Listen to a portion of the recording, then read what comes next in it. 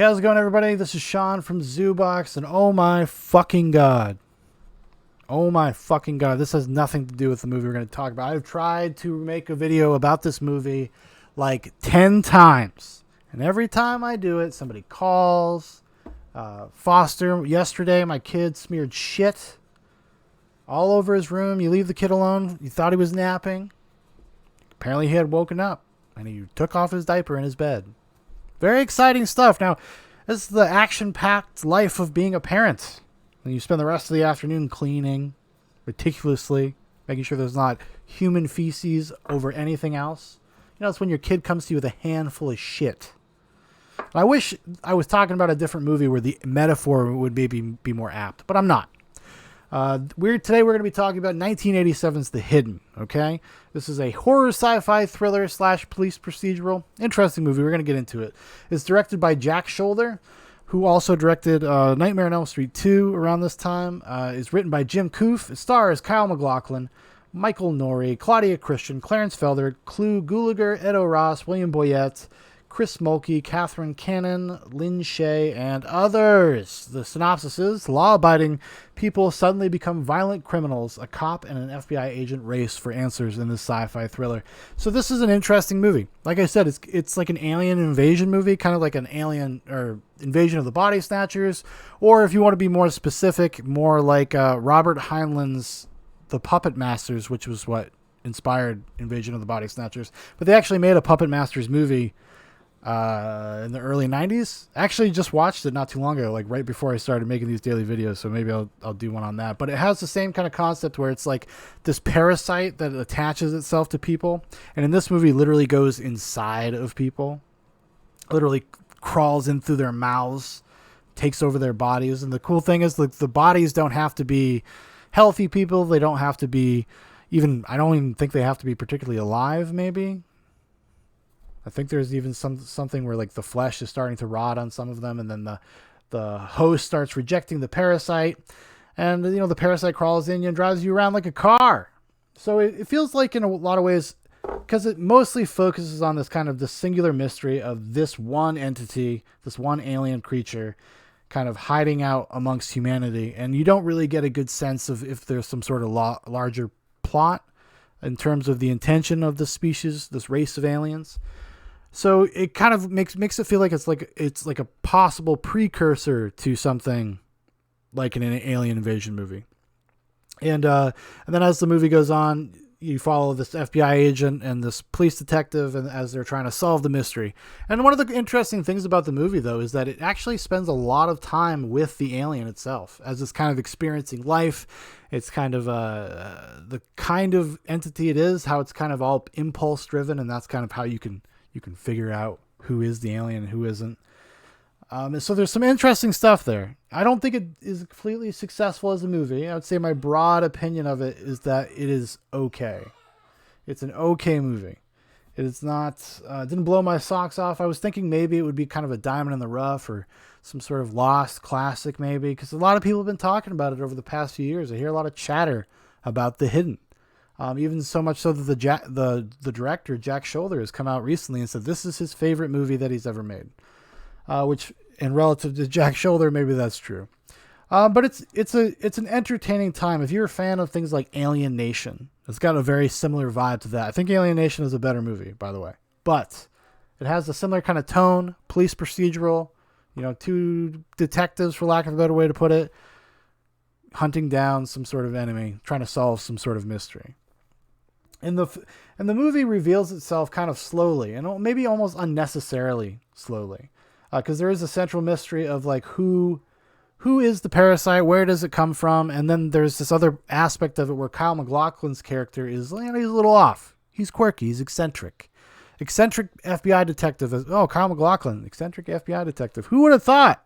This actually has another Twin Peaks alum. It's got Kyle MacLachlan. It has Chris Mulkey, who plays the owner of the diner in Twin Peaks, her ex-husband, who's recently released from jail. I'm blanking on her name, which is a shame. That's bad on me.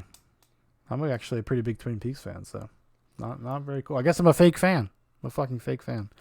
But yeah, he acts quirky and weird, and as the movie goes on, you find out that, oh, he's also one of these parasites, and not all the parasites are the same. So even these parasitic aliens, these burrowers, whatever you want to call it, even they have sociopaths and crazy people, because his family and his wife was killed. His wife and child were murdered by this guy.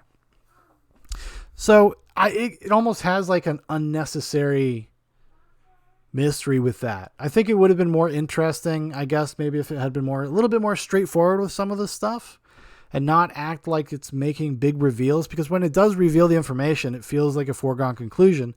It feels incredibly obvious. Like, it's obvious from the moment you see Kyle MacLachlan that there's something off about him, and they're always tipping their hat to it. So it kind of almost like didn't make total sense to not just tell us that, because then we could have had this experience of, when are the police going to figure it out? When is his partner going to have to come to terms with this, or something like that? They could have added this extra layer and extra dynamic, because as is, it's got that mystery thing, but it's a very straightforward movie. There isn't a lot of like depth or drama or complications. It's just like, stop the serial killer. That's basically what it is. And in that, I would say it's pretty successful at that. It is entertaining just on like a very superficial level, and it's got cool science fiction trappings. It's not, like I said, it did remind me a lot of Alien Nation because of the buddy cop aspect of it and just dealing with aliens in general. But Alien Nation is a much better movie. Even in a weird way, it's kind of a prescient movie relative to the times we live in. So it's interesting to see kind of a more straightforward version of that. And that doesn't have really any social commentary to speak of. Honestly, I unless I am not picking up on something, maybe I missed something, but it just feels like kind of a revenge thriller in police procedural. I didn't pick up anything like super crazy. But, I would say overall, though, like I said, if you're just a science fiction fan, especially if you like sci-fi of this era, it's definitely worth checking out, because some of the practical effects are fantastic. It's got all practical action. And the little bit of action that it has. It's obviously not a huge budget movie, but I think it does a good enough job. It's more than serviceable, I would say. And maybe that's because I have a bias, because I just kind of enjoy the aesthetic. I enjoy these kinds of movies. So if you're into these kinds of movies, I'd say give it a go. I don't think you got much to lose. I think you're going to enjoy it on some just basic level, especially if you've never seen it. I don't know if I'll ever revisit The Hidden now that I've watched it, because I almost bought it one time, and it was going to be like expensive because it came out like Warner Archive Collection, and they're like $25. I was like, oh, I should get that. I remember watching that as a kid. Like, I remembered watching it on the Sci-Fi channel. That's probably the last time I saw it. So it would have been in the 90s, the late 90s, probably like a decade after it came out. It was like a time filler. Because The Hidden doesn't have much of a reputation. I would be surprised if you would meet. I wouldn't be surprised if you would ask people if they knew about it, even genre fans, and they wouldn't. I would not be shocked. It's not something that has grown in esteem over time, and I do think that is because of the simplistic nature of it. It's funny, a little trivia about the movie. Michael Nouri, who plays the actual detective, and Kyle MacLachlan plays the FBI detective. Michael Nouri turned down Lethal Weapon to make this movie. Yeah, he was going to be the Riggs character, the Mel Gibson character. That's just a little aside, but I was like, that's nuts. I mean, that's something that happens in somebody's career 1,000 times. The roles you didn't take and that you watch somebody else take and really run with, and it defined their whole career. Mel Gibson had the career he had because of the success of Lethal Weapon and the marriage between him and that character. So it's interesting to see, when you're without perspective, you're sitting there looking at two scripts and be like, oh, The Hidden seems more interesting. The Hidden seems more fun. More of an interesting film than just another cop movie. Which I can understand. I think with the 48 hours and stuff that come out at the time, maybe they felt like it was too redundant. Maybe if he was like an actor being like, it's a little redundant. This seems like it's got a little more meat. Be cool to be in one of these movies. God love the genre actors, God love them. They're loyal people. They like to make what they like to make.